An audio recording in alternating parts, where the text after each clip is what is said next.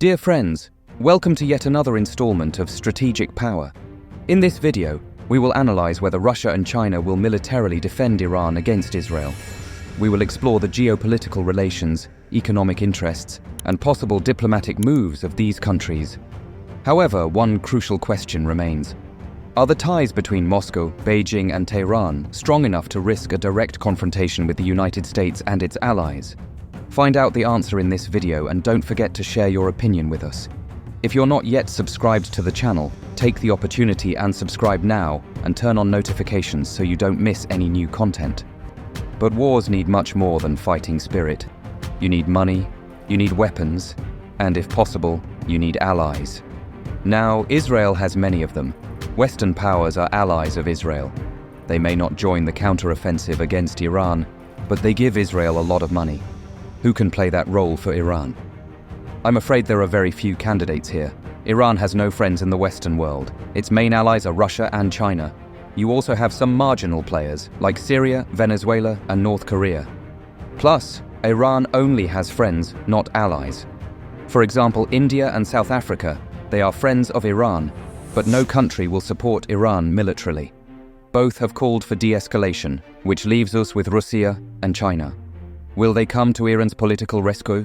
We have seen positive signs. Beijing and Moscow are calling for de-escalation at the United Nations, but they also pointed out Israel's first attack. We also note that, according to Iran, its military action was in response to Israel's aggression against its diplomatic facilities, and the matter can be considered concluded. Yesterday, you immediately reacted and condemned Iran's actions. It is regrettable that, unlike today's meeting, you did not propose to convene the Security Council on April 2nd, when, at Russia's initiative, an emergency meeting was convened to discuss the Israeli attack on consulate facilities in Damascus. So they want peace, while also understanding why Iran took revenge. It wasn't a first attack, it was retaliation. But will this political support extend to military matters? Russia has already helped a lot. In 2007, Iran bought missiles from Moscow, the S-300 anti-aircraft system. Sanctions ended up delaying this business, but the delivery was made in 2019. Iran is also eyeing the more advanced S-400 missiles, the same one India bought. So Iran's air defense has a significant Russian contribution, like the fighters. Last year, Iran closed a deal with Russia. They are buying Sukhoi Su-35 fighters. This could be a decisive factor for Iran. Its air force only has a few dozen fighters, and some of them are pre-revolution, so Russia could help them modernize. And what did Moscow get in return? For starters, an important ally in the energy market, as well as a defense supplier. Iran sold its Shahed drones to Russia. Reports say thousands of them were deployed in Ukraine. Now these are basically suicide drones. They don't shoot at targets, they just crash into them. So they're cheap and effective. Russia and Iran also have an ideological enemy in the United States. Both are under US sanctions, so they work together to break them. In 2022, bilateral trade was around $5 billion, but last year, Russia and Iran decided to trade in local currencies, so the chances of trade improving are great. Then you have China. This is the other partner of Iran, but it's a very different relationship. For China, Iran is one of the major sources of oil. About 10% of its crude oil imports come from Iran. Beijing is Iran's biggest customer. Plus, you have large-scale investment business. China and Iran signed a 25-year cooperation agreement. Beijing has committed to invest $400 billion in Iran. Let me repeat that. $400 billion, so China is cultivating Iran as its major ally in the region. But will these countries militarily support Iran? It seems unlikely for now. Russia is already fighting a war in Ukraine. Will they focus on defeating Kyiv or defending Iran? It's a no-brainer for Putin. Plus, the Arab nations are leaning towards Israel. We've seen Jordan shooting down Iranian drones. Reports indicate Saudi Arabia has joined too.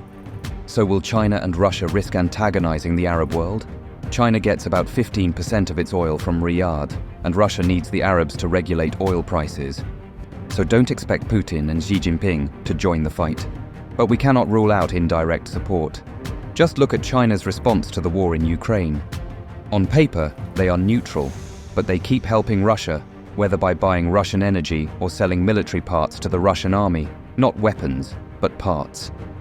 Maybe they can do the same for Iran, but a bigger role would be the diplomatic one. China and Russia have already criticized the US for helping Israel. They could mobilize global opinion around this, making it an issue of the West against the rest. This requires heavy diplomatic investment, something Iran cannot do, but Russia and China can. They could also shield Iran at the UN Security Council, perhaps vetoing anti-Iran resolutions. But beyond that, it's a tough ask. We've seen the US and UK shooting down Iranian drones for Israel. Don't expect Russia or China to do that for Iran. The geopolitics of the Middle East is simmering. Israel, backed by the US and Western allies, is facing the growing alliance between Iran, Russia, and China. Despite economic and strategic ties, will Moscow and Beijing have the nerve to openly defy Washington in defense of Tehran? Or will pragmatism and the pursuit of regional stability prevail? This is the big unknown hanging over Middle East security. Share your perspective on this delicate geopolitical gambit in the comments below.